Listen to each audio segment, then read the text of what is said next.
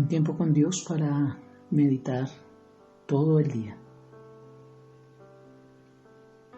Somos una herramienta en las manos de Dios. Y leemos en Lucas capítulo 10, versículo 16.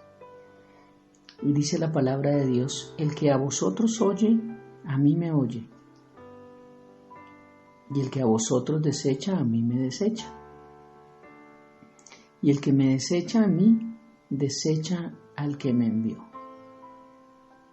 En una palabra resumida, cuando hablamos de Cristo, cuando predicamos, cuando enseñamos, todo el que desecha lo que hablamos está desechando directamente a Dios Padre. Es lo que dice la palabra de Dios. Por eso es importante entender que somos una herramienta en las manos de Dios, una herramienta para que la gente pueda entender el plan de salvación, para que la gente pueda entender la gran comisión, ir y hacer discípulos a todas las naciones, Y este texto de pronto es un poco más explícito si lo leo en una Nueva Traducción Viviente desde el versículo 13 y dice: ¿qué aflicción les espera Corazín y Betsaida? Pues si en las perversas ciudades de Tiro y de Sidón se hubiera hecho los milagros que hice entre ustedes, hace tiempo sus habitantes se habrían arrepentido de sus pecados, vistiéndose de tela áspera y echándose ceniza sobre la cabeza en señal de remordimiento. Así es, el día del juicio les irá mejor a Tiro y Sidón que a ustedes. ¿Y ustedes, los de Capernaum, serán honrados en el cielo? No, descenderán al lugar de los muertos, al infierno. Entonces dijo a sus discípulos: el que acepta el mensaje de ustedes me acepta también a mí. El que los rechace a ustedes, a mí me está rechazando. Y el que me rechaza a mí, rechaza a Dios Padre, quien me envió. Y el contexto de lo que estamos viendo acá, del rechazo y del por qué Dios le decía a sus discípulos que quien los rechazaba o quien los escuchaba directamente lo hacía hacia él o hacia su Padre, tiene que ver con un ejemplo que Dios daba acerca de ciudades en las cuales su pecado fue tan grande, pero Jesucristo dice que en el día del juicio no será tanto su castigo como el de las personas que se les habló de Dios, pero no quisieron escuchar. Mayores privilegios traen consigo mayores responsabilidades. Y dice la palabra de Dios que la condena más pesada recaerá sobre quienes reciben la luz, pero la rechazan. Capernaum, nombra a Capernaum. Capernaum era el cuartel general del ministerio galileo de Jesús, pero aquí se le rechazó. Aquí rechazaron el mensaje de Dios. Aquí en Capernaum rechazaron la palabra de Cristo. Aquí fue donde Jesús vivió. Dice que aquí no pudo hacer muchos milagros a causa de su incredulidad, de la incredulidad del pueblo, porque conoció a Jesús. Aquí lo rechazaron. Y el Hades o el reino de la muerte o el infierno, como dice acá, sugiere que la desolación total que Jesús profetizó caería sobre esta región de Capernaum. Y hoy en día, en el tiempo de hoy, Capernaum es una ciudad desierta. Lo que Jesús dice se cumple, siempre se cumplirá, siempre se va a cumplir. Hoy Capernaum, una ciudad donde Jesús predicó bastante, donde Jesús habitó, no quisieron escuchar el mensaje, lo rechazaron. Y dice la palabra de Dios que será más fuerte el castigo para los que rechazaron el mensaje de Dios. Y haciendo un pequeño comparativo, tal vez esta palabra de Dios hoy que estaba enviando, o que Jesús envió hacia Capernaum, y comparándola con dos ciudades fuertes de pecado, pero dice que iba a ser más fuerte el castigo para Capernaum por haber escuchado el mensaje y haberlo desechado. Y le estaba diciendo a los discípulos, no se preocupen, ustedes cumplan con predicar, ustedes cumplan con hablar, ustedes cumplan con dar el mensaje, ustedes cumplan con decir. Si los oyen, están bien. Si no los oyen, el problema es para el oidor. Hay dos connotaciones importantes. Una es también que nosotros tenemos que aprender a hablar. No hablar con juicio, no hablar con rabia, no hablar con castigo y empezando a ver los defectos de los demás y diciendo es que te vas a ir al infierno porque tú haces esto, porque tú te pones esto, porque no hiciste esto, porque vives de tal manera, porque ese no es el mensaje. Dios no nos mandó a eso. Ese no fue el mensaje de Dios. Dice la palabra de Él en Lucas capítulo 19, versículo 10, porque el Hijo del Hombre, Jesucristo, vino a buscar y a salvar lo que se había perdido. Quien vino a salvar y a buscar lo que se había perdido fue Jesucristo, y Jesucristo dejó esa gran comisión a nosotros, todos los nacidos de nuevo.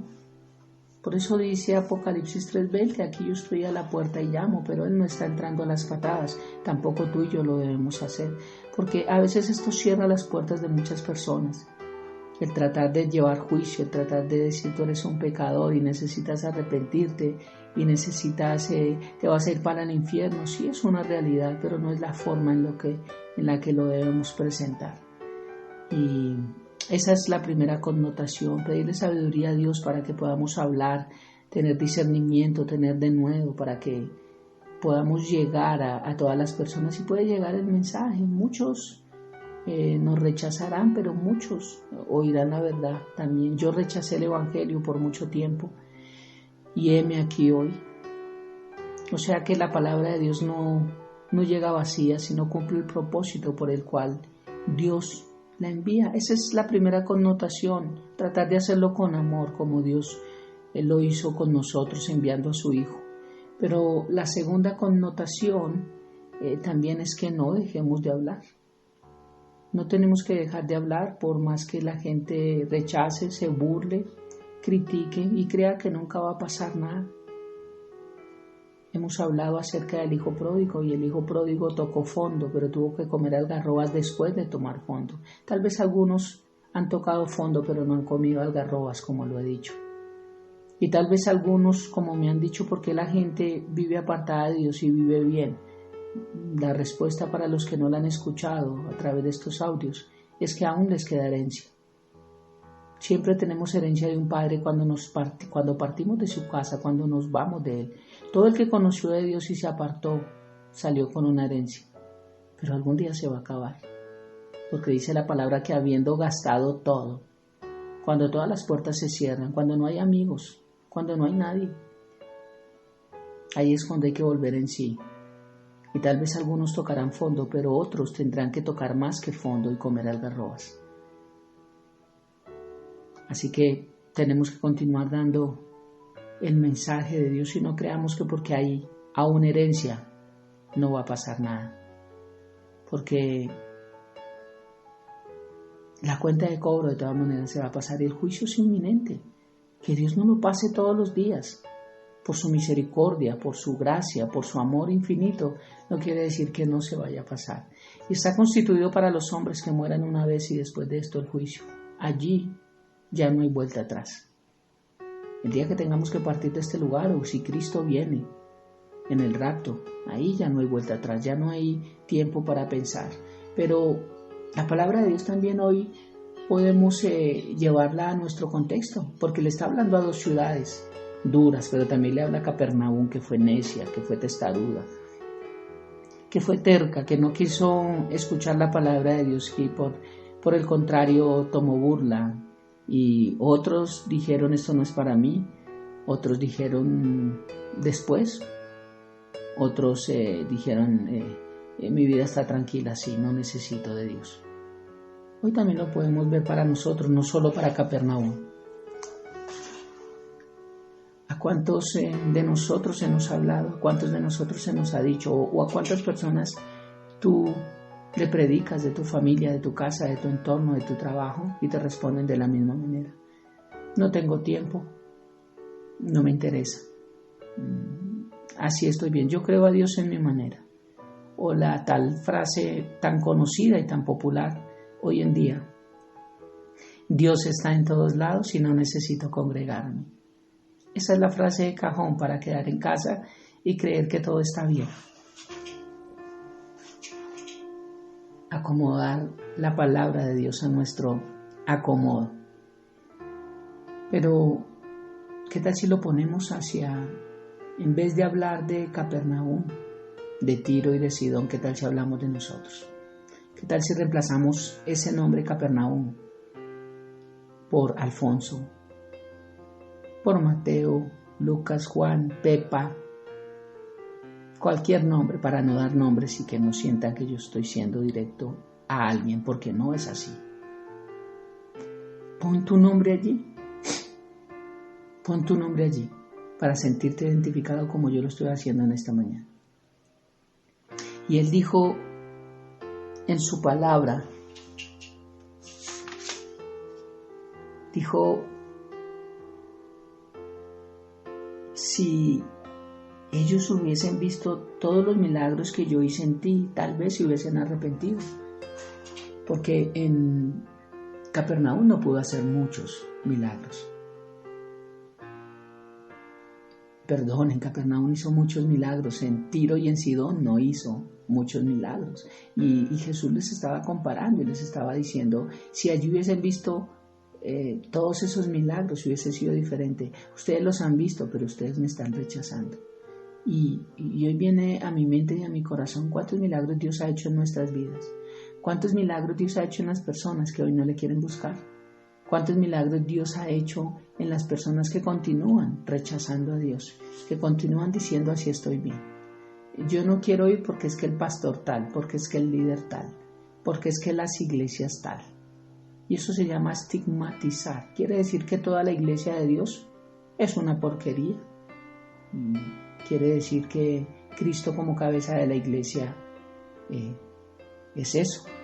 Y es una blasfemia grande. Yo no puedo estigmatizar como cuando decimos: todos los taxistas son así, todos los policías son así, y siempre generalizamos. Las mujeres dicen: todos los hombres son iguales. Y hay unos hombres que dicen: todas las mujeres son iguales. Pero no es así, no estigmatizamos. En fin, colocamos nuestro nombre allí y nos damos cuenta cuánto Dios ha hecho en nuestra vida, cuántos milagros Dios ha hecho. Cuántas cosas hermosas ha hecho para poder hoy no rechazar la palabra de Dios, porque entendemos que quien está rechazando a la palabra, a su mensaje, está rechazando directamente a Dios, y entendemos que somos herramientas en las manos de Dios y que tenemos que dejar que Dios trabaje a través de nosotros para que muchos puedan llegar a los pies del Señor. Y no podemos seguir nuestra vida de la misma manera, esclavos de tal o cual cuestión. Al contrario, por amor fuimos sanados, por amor tenemos una relación con Él, protegidos, guardados, por un amor puro. Y es precisamente por amor que yo traigo cambios a mi vida, por amor, no por obligación. Por eso, por amor se nota en nuestras vidas el fruto y se nota que Cristo habita en nosotros, no por obligación, no por obligación. Por amor es que cambio hábitos en mi vida, por amor es que cambio estructuras, cambio forma de pensar, formas de obrar, no porque los demás lo hagan, no si el líder o el pastor obra bien, yo lo hago, y si no, no, porque no seré juzgada de la misma manera, y tal vez unos serán Ciro y Tidón y otros serán Capernaum. Pero de todas maneras habrá un juicio para todos los que rechazan a Dios. No por eso quiere decir que tú y yo vamos a dejar de predicar, vamos a dejar de hablar y vamos a dejar de orar por estas personas que creen que pueden vivir solas. Oremos. Padre, te damos gracias por esta hermosa mañana, por este tiempo, por tu presencia, tu amor. Entendemos hoy que somos herramientas en tus manos, Dios, que fuiste lo que dejaste en nuestras vidas para que continuara el proceso el cual tú hiciste, venir a buscar y a salvar lo que se había perdido. Padre, gran responsabilidad. Y aún por ello tenemos corona, Señor. tenemos regalos, bendiciones, Padre, por predicar, por cada pecador que se arrepiente. Ayúdanos a hacerlo de la manera correcta y ayúdanos a llevar tu palabra de una forma real, Padre. Que nuestras vidas sean el mayor ejemplo, el mayor púlpito para poder predicar tu palabra. Te amamos, mi Rey, te bendecimos y dejamos esta mañana en tu presencia, en el nombre de Cristo Jesús y bajo el poder del Espíritu Santo. Amén y amén. Un hermoso y bendecido día para todos.